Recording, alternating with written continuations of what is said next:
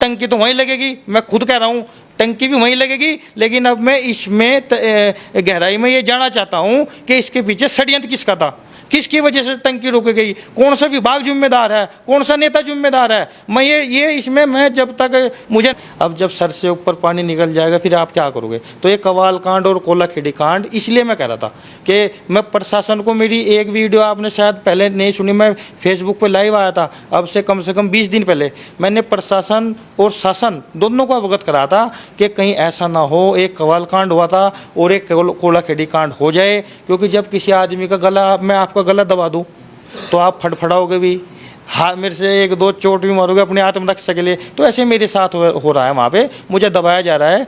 नमस्कार, BGT news network में आप सभी दर्शकों का स्वागत है। लगातार सोशल मीडिया पे एक वीडियो वायरल चल रही है, गंगो विधानसभा की वो वीडियो बताई गई है। वहाँ पर प्रधानमंत्री कोलाखेड़ी वाले उन पर कुछ आरोप लगा रहे हैं, माननीय विधायक पर कुछ बातें हो रही हैं। पहले टंकी का विवाद हुआ था, उसके बाद यही वीडियो की जानकारी के लिए, पुख्ता उसकी वायरल की जांच करने के लिए हम खुद उनके पास पहुंचे हैं।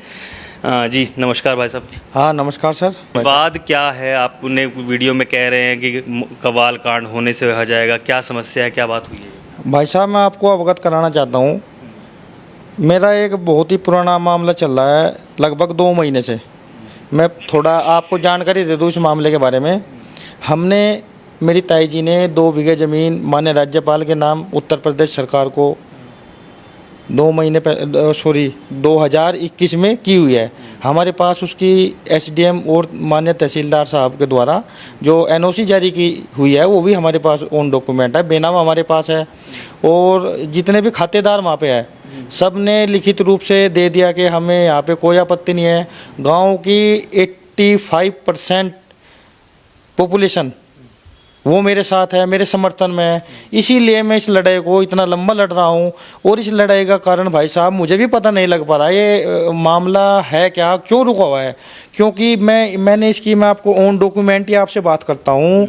मैंने 13 जून को, 1 सेकेंड, 13 जून 2023 को मुख्यमंत्री पोर्टल पे शिकायत दर्ज की थी। किस प्रकार की शिकायत है? ये टंकी का निर्माण को लेकर है। वहाँ पे मशीनरी भी आ चुकी थी, 180 फुट बोरिंग भी हो चुका था, लेकिन वहाँ पे माननीय एसडीएम साहब ने पुलिस भेजी। पुलिस वहाँ पे काम रुकवा के चली गई और मशीन वाले जो ठेकेदार थे उनको बोल के चले गए कि भाई अपनी मशीन यहाँ से कल निकाल लेना। तो मैंने एसएचओ साहब थाना तीतरो के जो है प्रमोद कुमार सिंह, उनसे पूछा कि एसएचओ साहब ये मामला क्या है। उन्होंने मुझे कहा कि प्रधान जी हमें तो एसडीएम साहब का आदेश है और हम उनके आदेश का पालन करेंगे। मैंने कहा जी कोई बात नहीं, आप अपने कर्तव्य का पालन करो, मुझे कोई दिक्कत नहीं। उन्होंने मेरी बात कराई, माननीय एसडीएम साहब है जो नकुड़ तहसील से, उन्होंने कहा मुझे कि भाई साहब आपके यहाँ पे ये बताया गया है कि ये झगड़े की ज़मीन है। मैंने उनसे पूछा, मगर एसडीएम साहब आप एक बात बताइए, आपके कार्यालय के द्वारा, लेखपाल साहब के द्वारा तहसीलदार ने भी यहाँ पे जांच कर लिया कि एनओसी हमको दे दिया है, जब ये झगड़े की ज़मीन थी तो हमें एनओसी कैसे जारी कर दी। और एक दूसरी बात ये सुनने में आ रही है, जो हमारे क्षेत्र विधायक जी है वे ये कहते हैं कि इस पानी की टंकी सरकारी भूमि पर लगेगी। अब मेरा थोड़ा सवाल, वीडियो में आप विधायक जी पर आरोप लगा रहे हैं, जबकि विधायक तो काम का, जो जनप्रतिनिधि का कार्य होता है लगातार जनता के साथ रहना होता है, प्रधानों के साथ में काम करने का होता है। ये बड़े बड़े आरोप वहाँ पर आपने वीडियो में कहे हैं जो सोशल मीडिया पर वायरल है। पहले तो मैं आपको भाई साहब एक चीज़ क्लियरली बता देना चाहता हूँ। हमारे गांव में से विधानसभा जो चुनाव हुआ था 2022 का, उसमें 1125 के लगभग, 1165 1125 के लगभग वोट जो वोटिंग हुई थी, और उसका टोटल का 965 वोट के लगभग भारतीय जनता पार्टी बीजेपी को गया है। और आप ये बताइए, जब मेरा गांव 80% भाजपा के साथ है तो भाजपा ही कहलाएगा या किसी और गांव की मैं गिनती होगी इसकी। अब लगातार मेरे पे विधायक जी भी आरोप लगाते हैं, उनके समर्थक भी आरोप लगाते हैं कि जी ये तो सपा का है, ये तो बसपा का है, ये फलाने का है, ये ढिमकाने का है। मैं उनको एक चीज़ अवगत करा देना चाहता हूँ। जब हम प्रधान नियुक्त हुई थी मेरी पत्नी, तो एक माननीय मुख्यमंत्री उत्तर प्रदेश सरकार महाराज जी योगी जी ने एक वीडियो कॉन्फ्रेंस की थी, और मैं उस कॉन्फ्रेंस को सुनकर बड़ा ही खुश हुआ था। और मैं यही सोचता रहा कि हमारे उत्तर प्रदेश को ऐसा नेता मिला, योगी जी जैसा, जिसने प्रधान बनने के बाद ये मैं शायद पहला ही इंटरव्यू उनका, पहली वीसी या पहला संबोधन ऐसा मैंने देखा। सभी प्रधान उससे कनेक्ट थे, वीसी के माध्यम से वो कॉन्फ्रेंस चल रही थी। तो उन्होंने एक बहुत ही अच्छी बात योगी जी ने कही जो मेरे दिल को छू गई, और मैं उन्हीं के उसी बात का अनुसरण करके उसी पे काम करने की कोशिश कर रहा हूँ। उन्होंने ये कहा था कि हम सभी प्रधान से रिक्वेस्ट करते हैं, जितने भी जनप्रतिनिधि जनता के द्वारा चुने गए हैं वे अब सबके हैं, पूरा गांव उनका है, कोई पक्ष और विपक्ष नहीं है, उनको सबके काम करने चाहिए। तो क्या विधायक जी आपका काम नहीं कर रहे हैं, क्या समस्या आ रही है फिर से आपको? जैसे भारतीय जनता पार्टी प्रचार कर रही है कि सबका साथ, सबका विश्वास और सबका विकास, मुझे तो नहीं लगता हमारे विधायक जी इस नीति पे काम कर रहे हैं। वे तो इसके विरुद्ध कार्य कर रहे हैं यहाँ पे विधानसभा में। क्या आपने विधायक जी से बात नहीं की, क्या समस्या आ रही है? अब आपने जब जितना बड़ा विवाद हो रहा है तो आप मिले नहीं क्या उनसे दोबारा? मैंने टेलीफोन के माध्यम से बात की थी माननीय विधायक जी से। मैंने बोला था विधायक जी को, मगर विधायक जी 965 वोट आपको कोलाखेड़ी जी गाँव से मिले हुए हैं, आप ऐसा क्यों कर रहे हो? तो वहाँ से जो प्रतिक्रिया आई थी वो थोड़ी चिंताजनक थी, मैं यहाँ पे आपको बता नहीं सकता। उसके बाद मैंने उनसे कोई संपर्क नहीं किया, मैं ये कहने लग जो कि मैं गया था। अब सवाल ये उठता है भाई साहब, अब जैसे भारतीय जनता पार्टी 2024 का चुनाव आ रहा है, वोट मांगने के लिए जाएगी, वो क्या कहेंगे कि सरकार ने आपके गांव में टंकी दी, विधायक जी भी कहेंगे, माननीय प्रमुख साहब भी कहेंगे, माननीय सांसद जी भी कहेंगे, माननीय मंत्रीगण भी, जितने भी वहाँ पे तमाम प्रकार के जितने नेता है बड़े लेवल के, अगर गांव में हमारा सौभाग्य होगा हम उनका स्वागत भी करेंगे। अगर वे आएंगे तो यही तो बात कहेंगे वे कि हमारी सरकार ने आपके गांव में ये योजना दी, हमारी सरकार ने आपके लिए ये किया, हमारी सरकार ने आपको हर घर जल योजना से जोड़ा। तो अगर मैं इसको कहूँ कि मैंने करा दिया, मैंने थोड़े करा। एक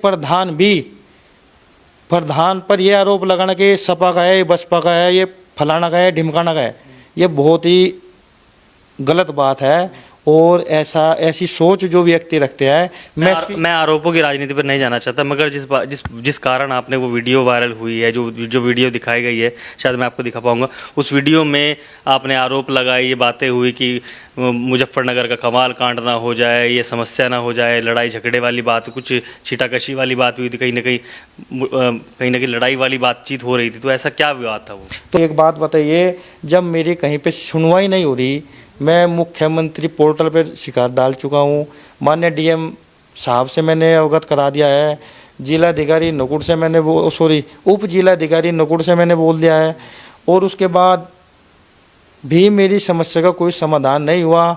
जितने हमारे ज़िले के नेता हैं, हमारे ज़िले के 2 मंत्री जी भी हैं यहाँ पे, माननीय जसवंत सैनी जी और कुंवर ब्रजेश जी, माननीय कुंवर ब्रजेश जी, और हमारे माननीय सांसद साहब जी।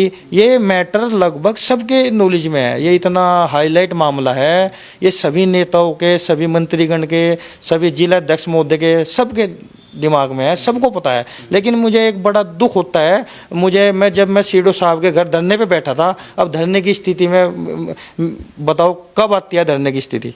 जब सर के ऊपर से पानी उतर जाता है, कहीं सुनवाई नहीं होती है, हताश होकर आदमी क्या करेगा? हमारी मजबूरी थी।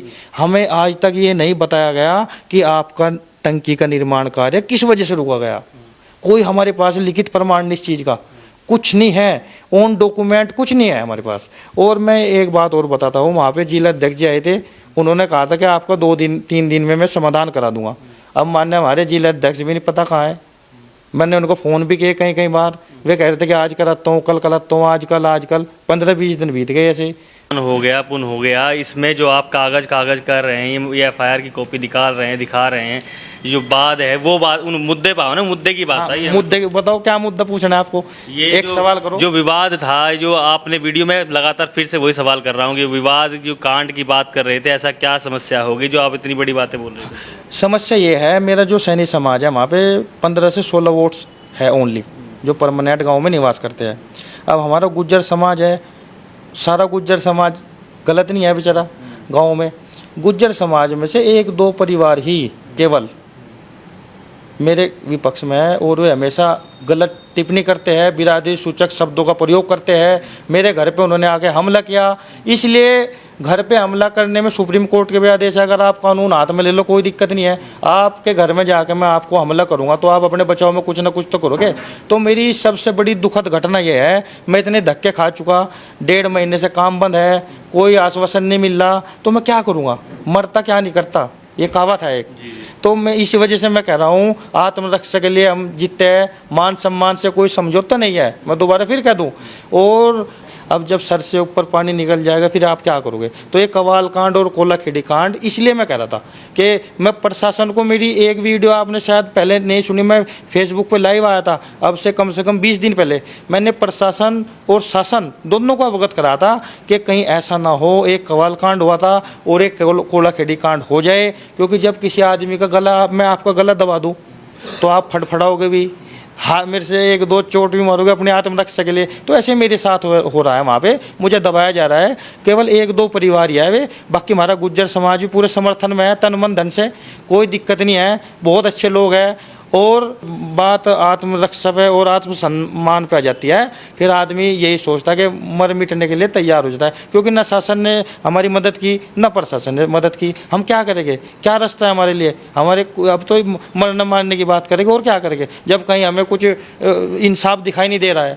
सब मौन बैठे हैं, जिला अध्यक्ष मौन बैठा है हमारा, कोई उनकी तरफ से, मैंने जिला अध्यक्ष जी को ये कहा, मगर जी आप एक काम करो, आप शासन को रिपोर्ट मांग लो, या अधिकारी से रिपोर्ट मांग लो, या सीडो साहब से रिपोर्ट मांग लो, एक्शन जल निगम से मांग लो, डीएम साहब से मांग लो, एक लेटर जारी कर दो कि हमें ये बताया जाए कि कोलाखेड़ी में काम किस वजह से रुका, ऐसी क्या परिस्थिति वहाँ पे पैदा हुई कि 180 फुट बोरिंग होने के बाद वहाँ पे पुलिस भेजी गई और जबरन काम रोका गया, और वो समाज जो बोर हो गया था, सारा मशीन वगैरह जो उपकरण थे सब वापस चले गए। ये हमें लिखित में चाहिए। और मैंने माननीय राज्यपाल को और माननीय मुख्यमंत्री जी को चिट्ठी लिख दी है इसी उसमें। अब टंकी तो वहीं लगेगी, मैं खुद कह रहा हूँ टंकी भी वहीं लगेगी, लेकिन अब मैं इसमें गहराई में ये जानना चाहता हूँ कि इसके पीछे षड्यंत्र किसका था, किसकी वजह से टंकी रोकी गई, कौन सा विभाग जिम्मेदार है, कौन सा नेता जिम्मेदार है। मैं ये इसमें मैं जब तक मुझे नहीं पता लगना मैं चैन से बैठने वाला नहीं हूँ।